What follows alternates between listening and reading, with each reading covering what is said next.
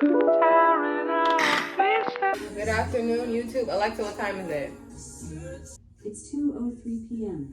Okay, I am giving you guys a shadow work prompt. You know that I do this on a weekly basis. It's a part of my shadow work series, which is in my Let's Get Deep playlist. If you want to check out more shadow work prompts for self-healing. If you don't know what shadow work is, I've explained it in my first video, but I will explain it again. Actually, let's see what the general definition of shadow work is. Alexa, what is shadow work? In economics, shadow work refers to a special kind of unpaid labor. Girl, no. Of goods that come Alexa, stop. That's not what shadow work is. But shadow work is basically healing those deeper, discovering, I won't even say healing, is discovering the deeper parts of yourself so that way you can heal in the areas of yourself that are more shadowed or hidden from your regular life. The feelings that we kind of suppress, the memories, the traumas that we kind of suppress, your childhood wounds that we kind of suppress. It's basically uncovering those things so that way you can actually heal from these past things. I do a lot of healing work because I am healing. We're all on our healing journey. We're all on our growing journey. Even if we want to be or not, life is going to make you heal. Life is going to make you try to grow. You can try to fight it or you can go with it and blossom from that. It's really up to you. My shadow work book, I have a whole book dedicated to shadow work. And the other night, I realized that I'm literally almost done. Like I have this many pages left to write shadow work. I really have been writing and filled up this whole book. Like that's how important healing is to me. So if you're interested in shadow work, if you're interested in healing, today's shadow work is like one prompt, 3 questions. What is something I should forgive myself for?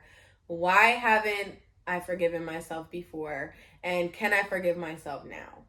These are all very important questions. A lot of times, if you're a person that really takes things really hard, you have not forgiven yourself for a lot of things. So it's really important that you are trying to forgive yourself for certain. I should forgive myself for things that are out of my control.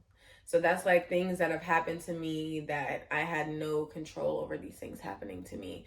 Whether that's anything like sexual abuse, whether that's anything that is sexual assault, or let's say, for example, you've ever been evicted, like your parents got evicted and you had nowhere to live, like something like that. That's out of your control. Or growing up poor, like that, those things are out of your control. I also put, I should forgive myself for my mistakes. We all make mistakes. A lot of us take some of the mistakes that we make harder than others. Forgive yourself for your mistakes. We're human. We're all here to experience things. Making mistakes is a part of your experience, and therefore nothing is really a mistake. I should forgive myself for not trusting my journey. Yes, you should forgive yourself for not trusting your journey. Everything is happening for you and unfolding the way it's supposed to for you, and that's, like I said, that's something you have to know. Not something you believe, not something you think about. It's something you should know, that everything is working out for you the way that it's supposed. You are where you're supposed to be at all times. I am where I'm supposed to be at all times. I also put, I should forgive myself for not feeling worthy or like enough. I was always worthy. I was always enough. So there's no reason in the world where I should be feeling like I'm not worthy and I'm not enough. I'm always worthy and I'm always enough. I don't know why I allowed outside forces to put that feeling on me. It's not real. That's not real. I've always been enough and I've always been worthy. For the second question, why haven't I forgiven myself before? I put, I didn't forgive myself before because of the shame of other people. I like the shame that other people give me and other people's opinions. I also have spent a lot of time being hard on myself and doubting myself and not trusting in my journey. That's a reason why I haven't forgiven myself before. Can I forgive myself now? That's the third question. Can I forgive myself now? Can you forgive yourself now? And I put for that, I can most definitely forgive myself. I have already forgiven myself, but I wrote this a long time ago. So this is just funny, me going back over it and reading it. But I have already forgiven myself. I understand that it's everybody's job to make experiences. It's everybody's job to make mistakes. It's everybody's job to uncover these things about themselves if they want to do better and be better.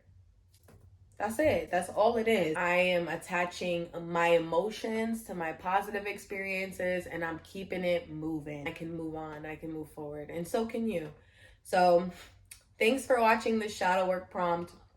Remember, if you're trying to work on shadow work and healing and you're on a journey, you can subscribe to my channels and put your notification bell on so you don't miss any updates, any shadow work prompts that I put out on a weekly basis.